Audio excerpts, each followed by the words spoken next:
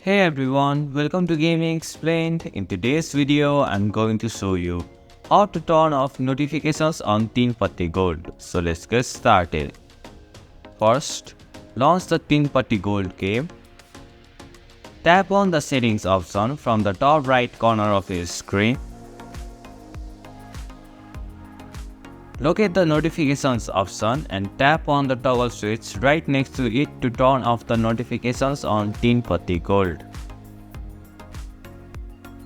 When the switch is deactivated, the notifications are disabled in the game. And this is how you can turn off notifications on Patti Gold. Thank you for watching Gaming Explained.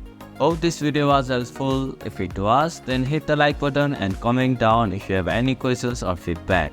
Also, if you are new to our channel, please subscribe and hit the bell icon so that you don't miss our upcoming videos.